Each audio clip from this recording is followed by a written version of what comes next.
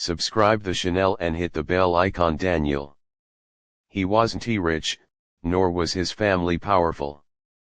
But Daniel had something far greater, a heart full of dreams and a mother who believed in him. Every morning, he would help his mother in the garden. And every night, before falling asleep, she would whisper in his ear, "Promise me, Daniel, no matter what happens in life, never forget who you are. Stay kind. Stay honest." Daniel would smile and nod, not fully understanding how hard life could become. As he grew, Daniel began to notice how the world worked. Those who lied seemed to succeed. Those who cheated became rich.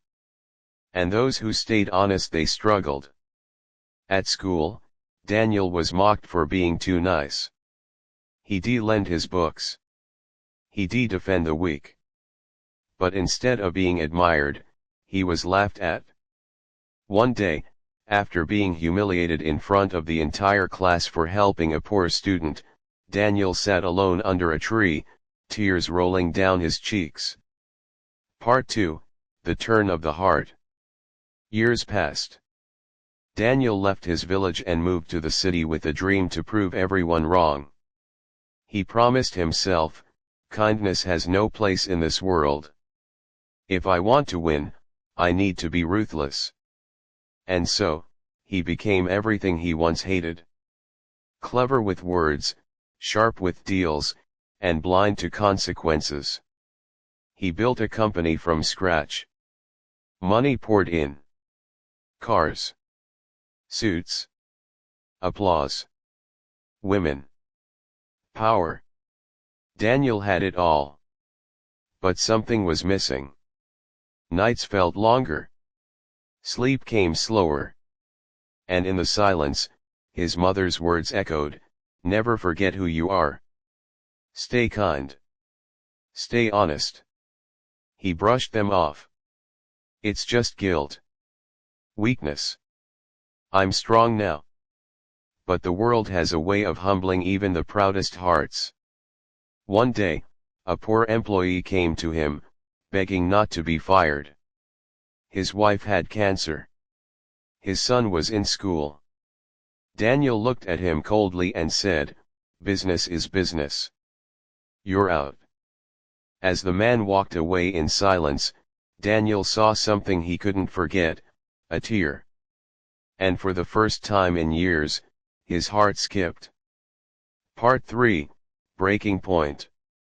The next morning, Daniel received a call. His mother had passed away.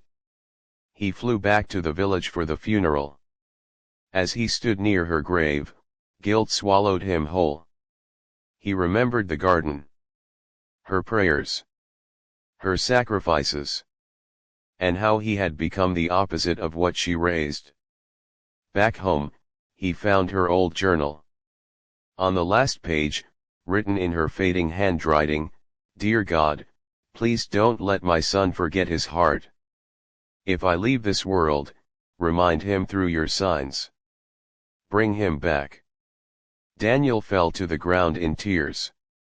The next few weeks were filled with silence. He didn't return to the city. He gave away his luxury car. He let go of the company. Instead, he started visiting hospitals. Feeding the poor. Talking to broken souls. Part 4, Redemption. Daniel began using his money to support orphanages and build schools. He rehired that same man he once fired, and even funded his wife's treatment. With time, people started calling Daniel a changed man. But he would say, "I am not good. I'm just someone who was lost, and then found."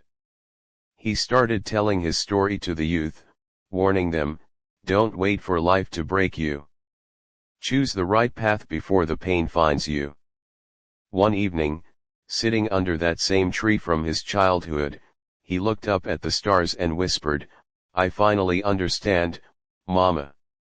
I remember who I am." Part 5, The Final Lesson. Years later, When Daniel was old and weak, he wrote a book called The Weight of Regret. It became a global inspiration. In the final lines, he wrote, "The real success in life isn't wealth or fame. It's peace. And peace comes only when you live with a clean heart." When Daniel passed away, thousands attended his funeral. Not for his money. Not for his name.